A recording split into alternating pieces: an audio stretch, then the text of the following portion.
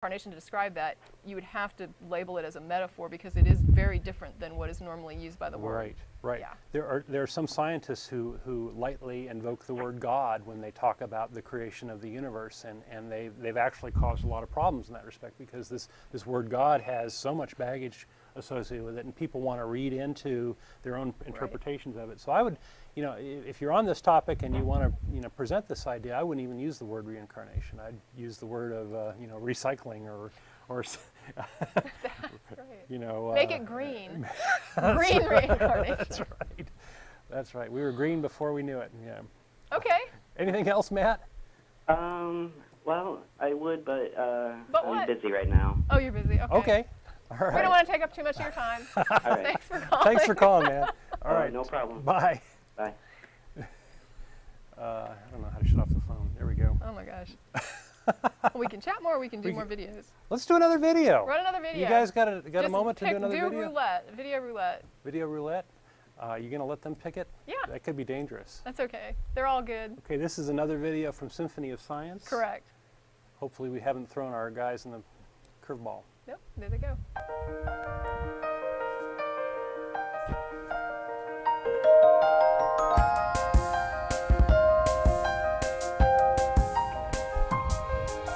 Science is the best tool ever devised for understanding how the world works. Science is a vehicle for knowledge. We are always at the brink of the known. Science is a collaborative enterprise spanning the generations. We remember those who prepared the way, seeing for them also. If you're scientifically literate, the world looks very different to you. And that understanding empowers you.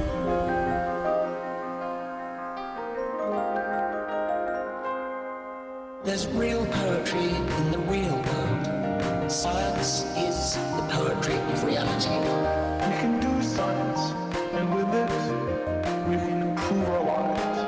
There's real poetry in the real world. Science is the poetry of reality. The story of humans is the story of ideas that shine light into dark corners.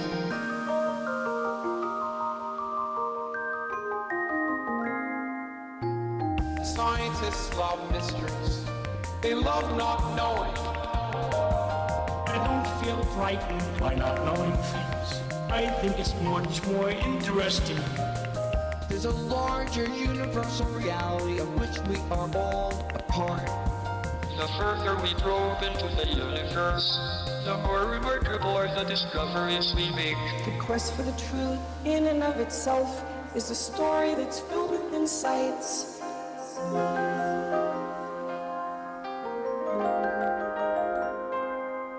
There's real poetry in the real world. Science is the poetry of reality. We can do science, and with it, we can improve our lives.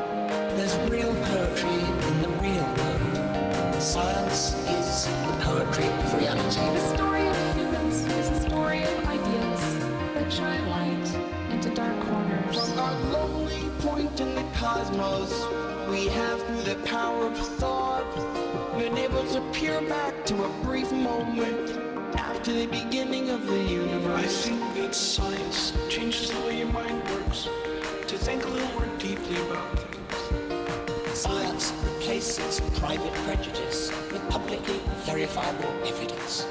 There's real poetry in the real world. Science is the poetry of reality. We can do science, and with it, we can improve our lives.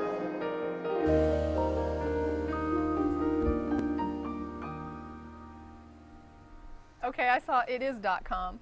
Okay, So it is.com. my notes were correct. Okay. One of the things I really liked in there was scientists are afraid of not afraid of not knowing. Right, I'm not afraid of not knowing. Yeah. And yeah, I like the poetry of reality too. There's real poetry in the real world. I mean, Okay. Yep. doesn't Yep. get any better. Okay, that's awesome stuff. Okay, well, we got another caller. I want to remind our audience that after the show, in a few minutes, we're going to head over to Threadgill's tonight for dinner, and you are welcome to come down. If you're in the Austin area, come down and join us and have dinner with us. We often have as many as 20 or 30 people at the table there, and Threadgills is great about accommodating us. And in chat, I think I'll be there. I think Tracy will be there, and we have a lot of folks here in the audience. So come on down and chat with us. We'd enjoy meeting you. Okay, callers. Let's see. We got another caller, Simon from Grand Rapids, Michigan. You're on the air. Hey, I love those Symphony of Science videos, by the way. Good. They're nice, aren't they? One of the reasons I was calling is I watch the show a lot, and I notice a lot of people call in regarding issues, the nature of consciousness, and they often, it's like they're aware of kind of I guess what they call the hard problem of consciousness, like what David Chalmers, the philosopher, has kind of put forward as an argument.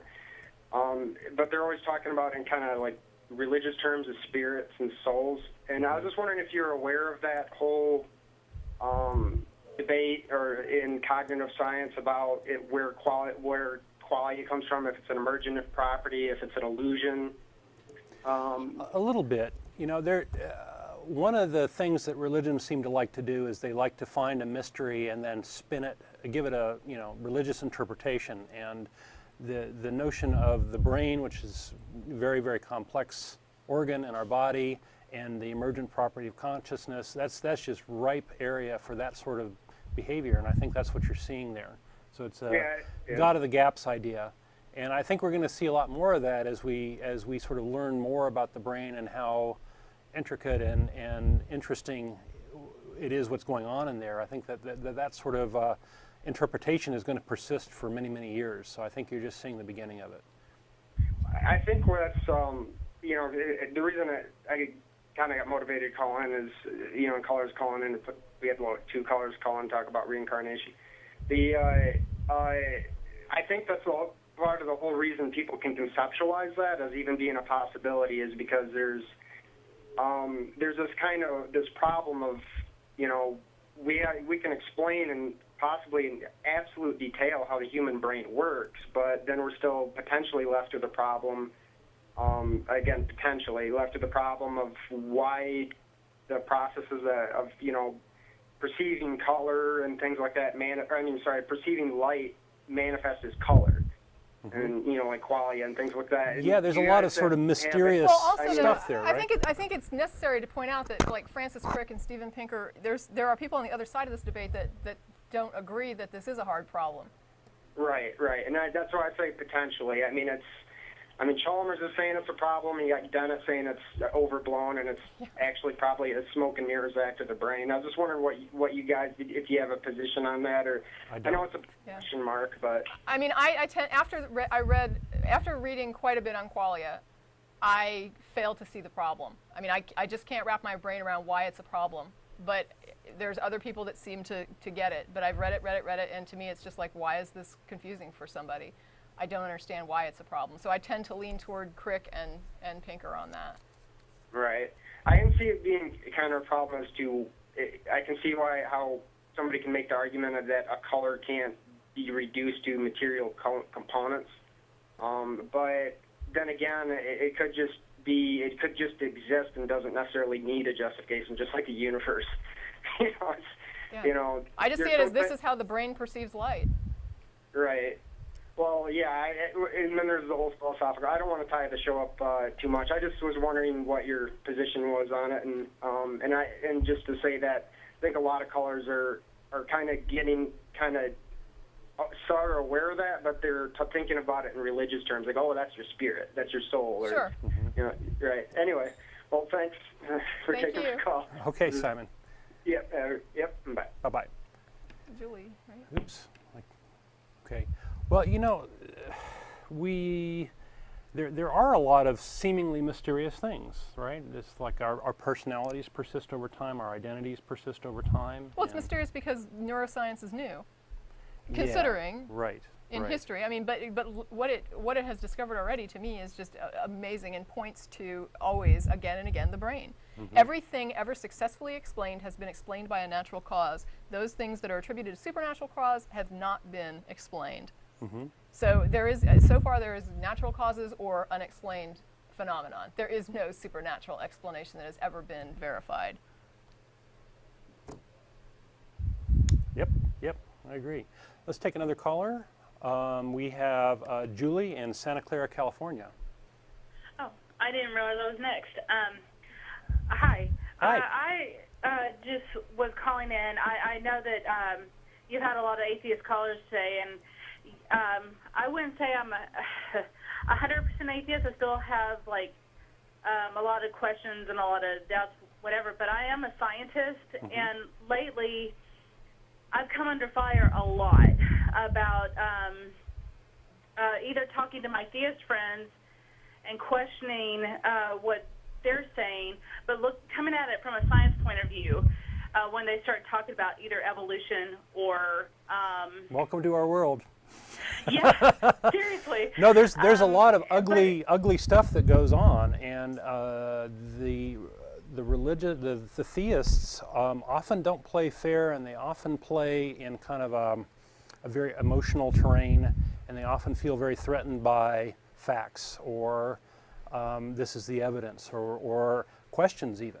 And this is the foundation of science, right? It's asking questions, looking at the evidence, and following it where it leads. And that's very threatening to someone who has come to their conclusion first and wants the evidence to fit that.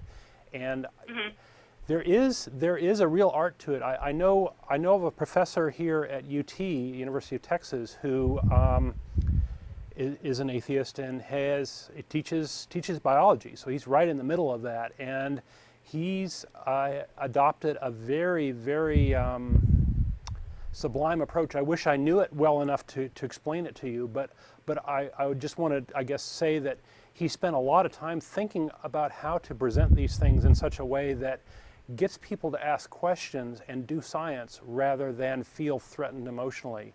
And that's a very difficult thing to do. I hope that you are able to invest the time and energy to do that, because we need a lot more people to do that, right? We need to get the word of science out there. We need to educate people as to what the nature of reality is, and we need to break down these barriers and at least get the science across. It doesn't have to be, attacking religion, and shouldn't be in a public school setting, right? But it's important for you to maybe chat up some other colleagues that have this sort of problem. But what sorts of things are you facing? Maybe some of the folks in our audience would be interested in hearing. Well, there have been a couple things lately. I know a lot of, first of all, a lot of my friends are kind of getting on this. When I debate very logically. I give a lot of facts. So in what sort of context are you debating? Is this like... Well, first of all, I'm a planetary scientist. I'm a PhD chemist. So, I start talking about how you can prove like certain ages of things, or certain, that the Earth is a certain amount, a certain age, or how evolution works, etc. Because part of my education was on how did cells form in the first place, how did we evolve from there, and they do start saying, oh, well, you've gotten arrogant as you're PhD now, so you're arrogant. Well, there is this mantra here in the United States where don't go to college because you'll lose your faith, and it's the sort of it's the anti-intellectualism that we have going on in our cultures. You're elitist. Yeah, you're elitist. Yeah, it's sad. It's very sad. So, yeah, that's happened to me a lot. And another colleague of mine, where I work, he just gave this, in fact, I saw him post this on like Facebook or something, that he was giving a presentation about how religion in his science. But then again, if I had done the exact opposite, I probably would have kind of gotten torn apart a little bit. Yeah. Even though, I have friends who are in my same field. I'm a space scientist who believe Carl Sagan was not an atheist. And you just kind of have to laugh at them and go, okay, well, maybe you should read a little bit more. But well, I hate to do this to you, Julie, but we've run out of time. Hang on the line, though. If we got one other call, you can hang on. We can do a post show. We can. Well, we only have a minute. We only have a little. Well, we can't because we've got training.